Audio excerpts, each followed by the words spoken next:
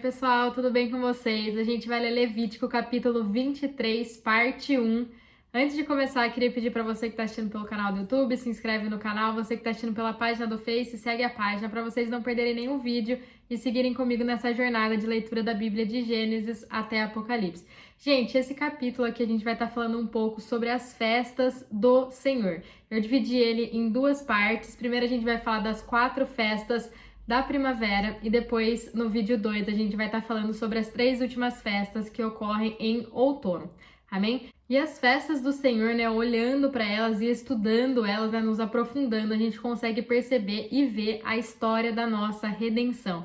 Deixando bem claro, gente, que as festas são do Senhor, né, não são as festas dos judeus, mas num determinado momento da história da igreja, as raízes judaico-cristãs foram quebradas, elas se perderam, e hoje em dia por isso que a gente vincula muito nessas festas como festas dos judeus, mas a própria palavra de Deus nos diz que são as festas do Senhor.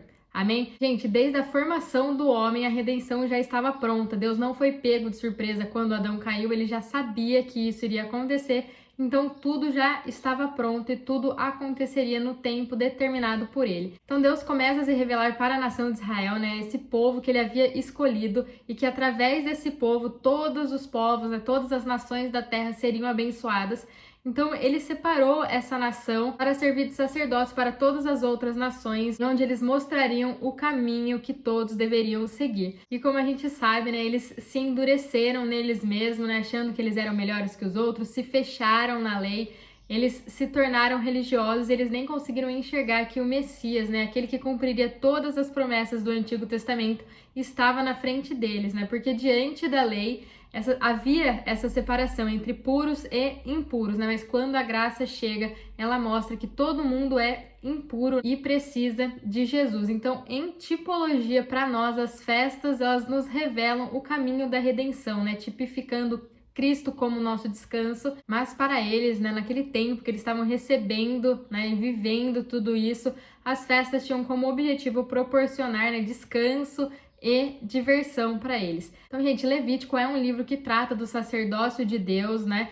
E esse serviço, ele resulta em experimentar Cristo, né? Como descanso e desfrute junto com Deus e junto com os outros. E o resultado disso tudo, né, desse serviço são as festas. Então, como eu já havia dito, nesse capítulo a gente vai estar falando sobre as 4 festas da primavera e o Shabat, né, que é o sábado.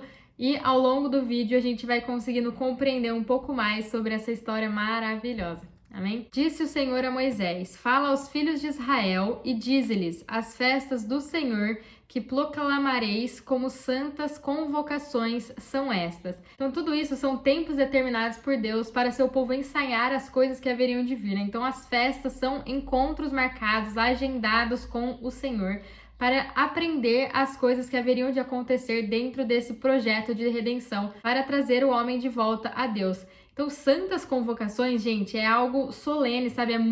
Tem um significado muito maior do que reuniões. Amém? Então, eles tinham esse agendamento com o Senhor nesses tempos determinados por Deus.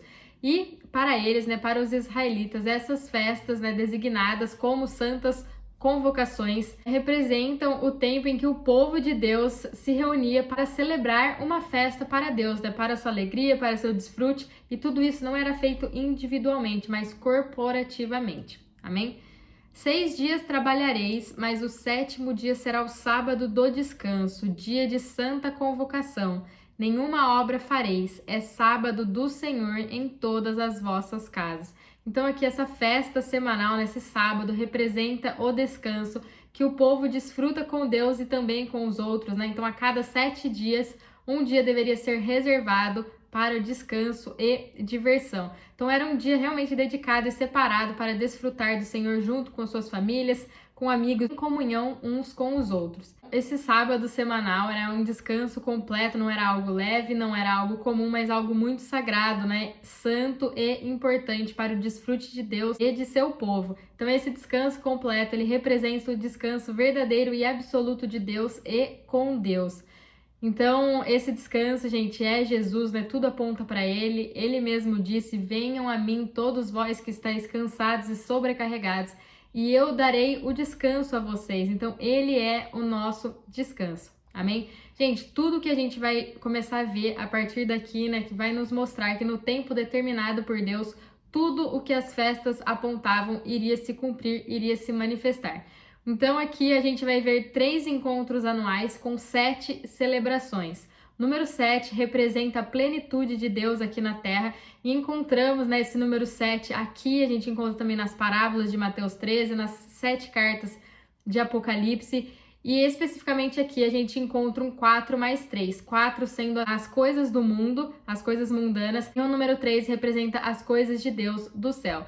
Então, 4 das 7 festas acontecem dentro da estação de primavera e as outras 3 acontecem na estação de outono. Aqui a gente consegue ver claramente saindo, né, das coisas do homem caído e indo para as coisas de Deus, né, o Pai, o Filho e o Espírito Santo. E as festas mostram o caminho do homem de volta para Deus. Então, o primeiro encontro tem a Páscoa, que é a Pessah, Pães Asmos, Matzov, festa dos primeiros frutos, né, da primícia, a Bicurim. O segundo encontro fala sobre Pentecostes, né, Shavuot, e são sobre essas 4 festas que a gente vai estar falando nesse vídeo. Então, esses 2 encontros, eles acontecem na festa de primavera e todas essas festas já se cumpriram, já aconteceram. Agora, o terceiro encontro ocorre na estação de outono, festa das trombetas, né, Yom Teruah, festa da expiação, Yom Kippur, também chamado Dia do Perdão, e a festa das cabanas, que é Tabernáculos ou Sukkot. Então, essas 3 últimas festas, elas ainda não se cumpriram, mas como as 4 primeiras já se cumpriram e se cumpriram no tempo determinado por Deus e agendado por Ele, a gente pode ter a certeza de que essas outras 3 festas irão se cumprir no tempo determinado por Deus. Amém? Vamos começar então. Estas são as festas do Senhor, as santas convocações que proclamareis no seu tempo determinado. No primeiro mês, aos 14 do mês, pela tarde, é a Páscoa do Senhor. Então, a festa da Páscoa aqui, ela foi celebrada neste mesmo dia pelos israelitas, quando eles estavam no Egito, quando o anjo da morte iria passar nas casas, matando todos os primogênitos, né? Vocês lembram dessa 10ª praga que Deus mandou sobre o Egito para que o seu nome fosse glorificado, né? E para que ele libertasse o seu povo. E Deus, ele instruiu, né, Moisés para instruir o povo, para falar para eles matarem um cordeiro e passar o sangue nos umbrais das portas. E aquele que tinha o sangue na porta, o anjo da morte não entrava nesta casa. A Páscoa foi celebrada e ensaiada a cada ano em que ela foi comemorada pelo povo de Israel, até que chegou o tempo determinado por Deus, e no exato dia de Pessah, o Cordeiro de Deus, o Messias, ele foi morto, cumprindo definitivamente aquilo que eles haviam ensaiado por séculos. Então, a festa da Páscoa representa Cristo como nossa redenção, que nos permite começar a desfrutar, né, dessa salvação provida por Deus. Então, lá em 1 Coríntios 5, no versículo 7b, nos diz: Cristo, nossa Páscoa, foi sacrificado por nós. Amém?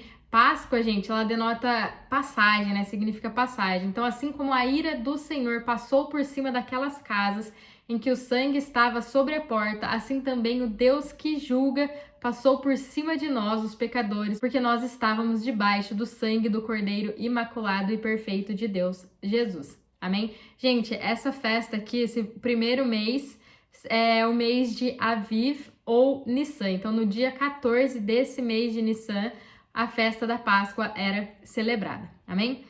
Aos 15 dias deste mês é a festa dos pães sem fermento, a festa do Senhor. Durante 7 dias comereis pães sem fermento. No primeiro dia tereis santa convocação, nenhuma obra servil fareis. Durante 7 dias apresentareis oferta queimada ao Senhor.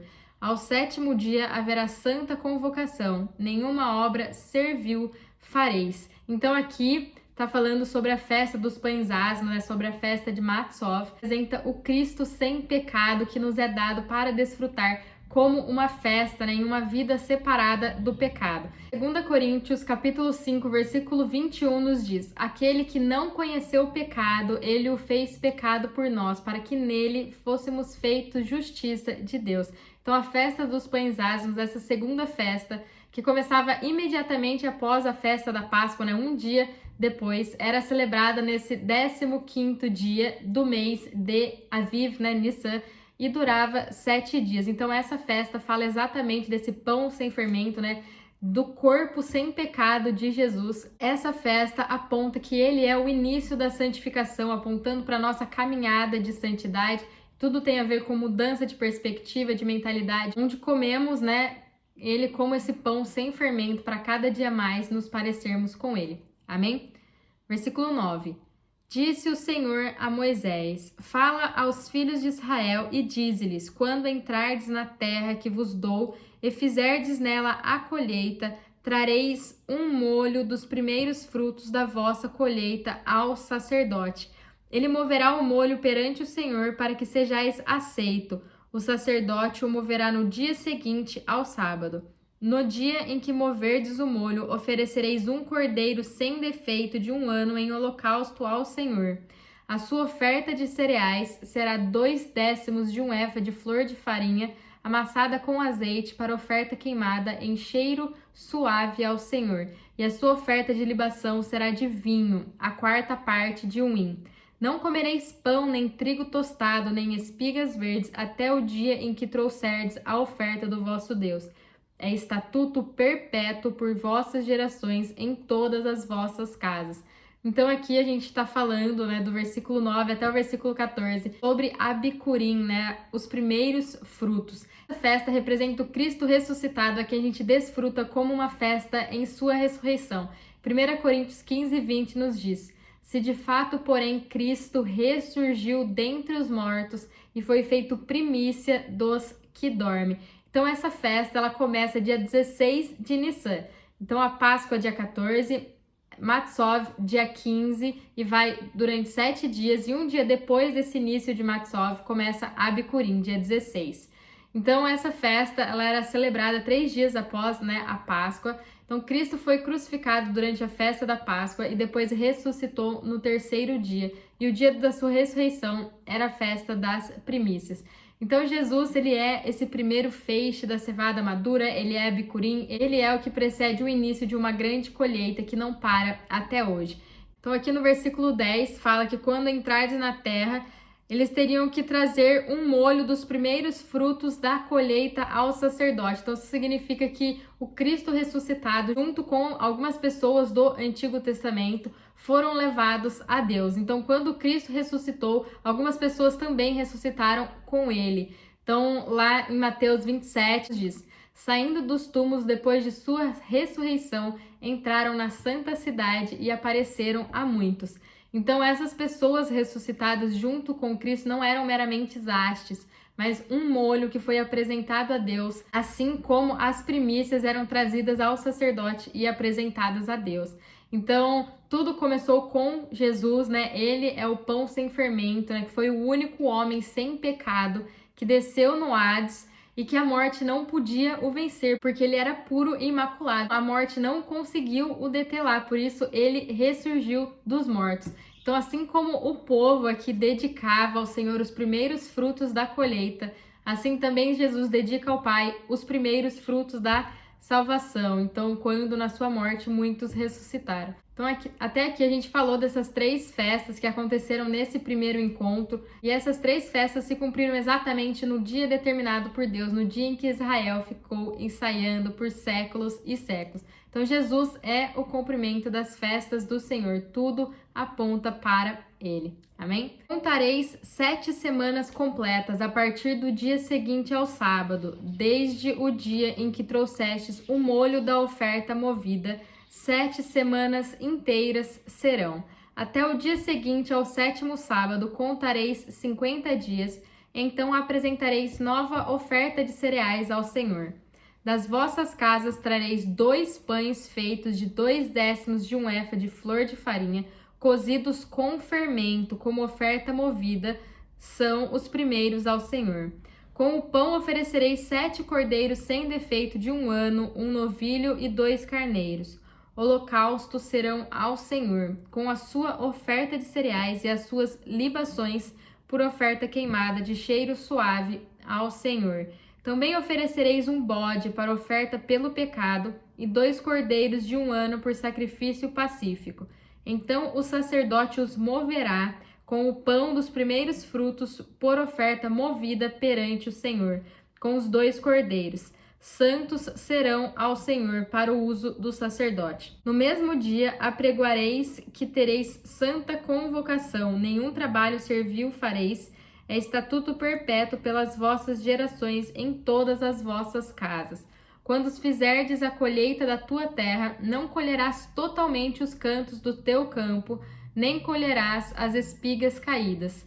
Para o pobre e para o estrangeiro as deixarás. Eu sou o Senhor, o vosso Deus. Então, a quarta festa, a festa de Pentecostes, ou a festa das semanas, Shavuot, era celebrada 7 semanas após a festa de Abicurim, a festa dos primeiros frutos. Essa festa, que ela já se cumpriu, ocorreu 7 semanas após a ressurreição de Cristo. Então, o tempo decorrido entre a ressurreição de Cristo e o dia de Pentecostes, quando o Espírito Santo foi derramado do céu, pelo Cristo ascendido, foi de 50 dias. Então, a gente sabe que depois que Jesus ressuscitou, ele ficou mais 40 dias aqui na terra ainda com os seus discípulos. Quando ele ascendeu aos céus, quando ele subiu aos céus, passaram-se 10 dias e o derramamento do Espírito Santo aconteceu. Amém? Então, a festa de Pentecostes era determinada pela contagem do dia após o sábado, quando o molho era trazido a Deus, esse molho que a gente viu dos primeiros frutos, até o dia após o 7º sábado, então depois de 7 semanas. Então, isso era conhecido como a contagem do Homer. Então, a farinha fina aqui nos mencionada nessa festa tipifica o Cristo, correspondente ao estágio da primícia, quando ele era esse pão sem fermento, e ele se tornou 2 pães, que tipifica a igreja em 2 seções, judeus e gentios. Então, esse grupo de pessoas que tinham pecado dentro de si, representado por esses pães com fermento, e esses 2 pães foram oferecidos a Deus como uma nova oferta de refeição para a satisfação de Deus. Então, os 2 pães fermentados, eles representam a igreja, que elas eram as primícias. Cristo, como a farinha de trigo foi a primícia no dia da sua ressurreição, na festa de Abicurim, no final, essa farinha fina se transformou em 2 pães. Portanto, esses 2 pães são um aumento, a expansão dessa farinha da festa de Abicurim, do dia da ressurreição. Cristo se tornou a igreja. Então, que a igreja é a expansão de Cristo, a gente sabe que a igreja é o corpo de Cristo. E a igreja, tem essas 2 seções, onde judeus e gentios se tornam um só em Cristo Jesus. Amém?